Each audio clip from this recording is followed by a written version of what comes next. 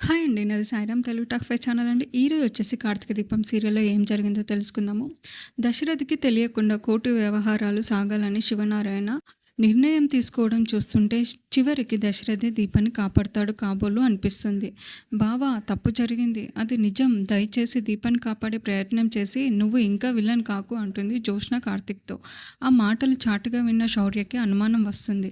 నాన్న అమ్మని కాపాడడం ఏంటి? ఈ విషయం వెంటనే కాశీ మామయ్యని అడగాలి అని ఫిక్స్ అయ్యి ఇంట్లోంచి దొంగచాటుగా పరుగు తీస్తుంది. ఇక కార్తీక్ జ్యోత్స్నని ఎప్పట్లానే కొట్టి పంపేసి సైకిల్ మీద కోర్టుకి బయలుదేరతాడు. మరోవైపు దశరథ్ నిద్రపోతూ ఉంటే సుమిత్ర అక్కడనే అతన్ని చూస్తూ ఉంటుంది. పక్కనే ఉన్న పారు, సుమిత్ర నువ్వు కూడా కాసేపు రెస్ట్ తీసుకో అంటుంది. ఇంతలో శివనారాయణ వచ్చి, అమ్మ సుమిత్ర, మనం కోర్టుకి వెళ్ళాలి, అప్పుడే బయలుదేరాలి, అక్కడికి దీపం తీసుకొస్తున్నారట, మనం సాక్ష్యం చెప్పాలి, అలాగే ఈ కోర్టు వ్యవహారాలన్నీ దశరథ్కి తెలియకూడదిక. పారిజాతం నువ్వు ఏం చెప్పకు అనేసి ఇద్దరిని తీసుకొని కోర్టుకి బయలుదేరతాడు.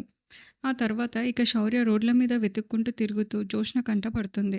వెంటనే కారు ఆపి, నువ్వేంటి ఇక్కడ రోడ్లు పట్టుకొని తిరుగుతున్నావు అంటుంది కోపంగా జ్యోత్స్న శౌర్యతో.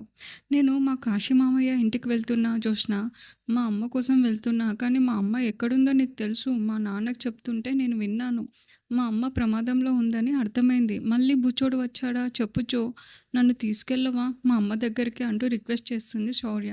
వెంటనే జో, నువ్వు ఇంట్లోంచి బయటికి వచ్చేటప్పుడు ఎవరైనా చూసారా అంటుంది. లేదు, ఎవరికి చెప్పకుండా వచ్చాను అంటుంది శౌర్య.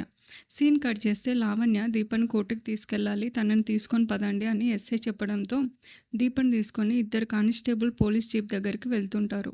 అప్పుడే శౌర్య పరుగున అక్కడికి వస్తుంది. అంటే జో కాస్త ముందే శౌర్యని దింపిందని మాట. అమ్మ అని అరుస్తూ దీప దగ్గరికి వస్తుంది శౌర్య. ఆ తర్వాత అప్పటికే కారు ఎక్కేసిన ఎస్ఐ మరో కానిస్టేబుల్ కిందికి దిగుతారు కంగారుగా. దీపని అప్పటికే శౌర్య హత్తుకుంటుంది. అమ్మ అంటూ అల్లాడిపోతూ ఏడుస్తూ దీప కూడా అంతే ప్రేమగా హత్తుకొని ముద్దాడుతూ, నువ్వు ఇక్కడికి ఎలా వచ్చావు అంటుంది. అమ్మ నీకోసమే వచ్చాను, నువ్వు ఇక్కడ ఉన్నావేంటి? పోలీసులు నిన్ను ఎక్కడికి తీసుకెళ్తున్నారు అంటూ శౌర్య ప్రశ్నలు అడుగుతుంది దీపని. ఇంతలో కార్తీక్ వస్తూ శౌర్యం చూసి షాక్ అయ్యి సైకిల్ స్టాండ్ వేసి, రౌడీ అంటాడు కంగారుగా. నువ్వు నాతో మాట్లాడకు, నువ్వు నాకు అబద్ధం చెప్పావు, అమ్మ ఇక్కడ ఉందని జో నాకు చెప్పింది అంటూ షాక్ ఇస్తుంది శౌర్య. దీప ఏడుస్తూ ఉంటే శౌర్య ఏడుస్తూనే, అమ్మ తప్పు చేస్తేనే కదా పోలీసులు తీసుకెళ్తారు, నువ్వేం తప్పు చేసావు, ఏం జరిగింది అని ఆరా తీస్తుంది. ఇక కార్తీక్ సర్ది చెప్తున్నంతసేపు నాన్న నీ మాట ఇక నమ్మను అంటూ దీప చేపట్టుకొని, అమ్మరా వెళ్ళిపోదాం అంటూ ఏడుస్తూ, అప్పుడు ఎస్ఐ లావణ్య ఏంటిది అని అరుస్తాడు కోపంగా. సార్ మీరు కారు ఎక్కండి, 2 నిమిషాలు సార్, చిన్నపిల్ల కదా అంటుంది లావణ్య.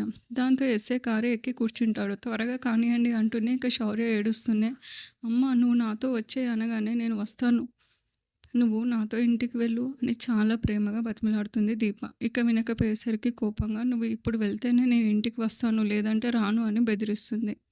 లావణ్య టైం అవుతుందని దీపక్ చెప్తూనే ఉంటుంది. దాంతో శౌర్య ఏడుస్తూ, లేదమ్మా వెళ్ళిపోతాను, కానీ నువ్వు నిజంగానే తిరిగి వస్తావు కదా, మాట ఇవ్వు అని చేయి చాపుతుంది. దీప అల్లాడిపోతుంది. వెంటనే కార్తీక్ శౌర్య చేతిలో చేయి వేసి, అమ్మని నేను త్వరగా తీసుకొస్తాను రౌడీ, నాతో రా అని ప్రేమగా నచ్చజెప్పి తీసుకుని వెళ్తాడు. మొత్తానికి ఈ సీన్ చాలా ఎమోషనల్గా సాగింది. మరోవైపు పారు, సుమిత్ర, శివనారాయణ కారు మీద వెళ్తూ దీపన్ని వదిలిపెట్టకూడదని ఫిక్స్ అవుతారు. పారు తెలివిగా అది బయటికి వస్తే జ్యోత్స్నని బతకనివ్వదు, దాన్ని వదిలిపెట్టకూడదు, ఉరితాడు వేడాల్సిందే అని బాగా ఎక్కిస్తుంది. ఇక కాసేపటికి కోర్టు దగ్గర కావేరి, కార్తీక్ ఇద్దరు దీప కోసం ఎదురు చూస్తూ ఉంటారు. ఆ రోజు నువ్వు ఈ నిజం నాకు చెప్పి ఉంటే సరిపోయేది చిన్నమ్మ అంటాడు కార్తీక్. అప్పుడే కావేరి, దీప గన్ పట్టుకోవడం ఏంటి, బుల్లెట్ దశరథ్ గారికి తగలడం ఏంటి, అయినా ఆ జ్యోత్స్న ముందే అంది నీ జీవితంలో దీపను ఉండనివ్వను అని. కాంచన అనగానే, అంటే నేను చూసిన దానికి మావయ్యకి బుల్లెట్ తగలడం మధ్య ఇంకేమైనా జరిగిందా అనే ఆలోచనలో పడతాడు కార్తీక్. ఇంతలో దీపని తీసుకొస్తారు పోలీసులు. మరి దీపకు మద్దతుగా కావేరి సాక్ష్యం చెబుతుందా అనేది కీలకంగా మారింది. మరిన్ని వివరాలు తర్వాయి భాగంలో చూద్దాం.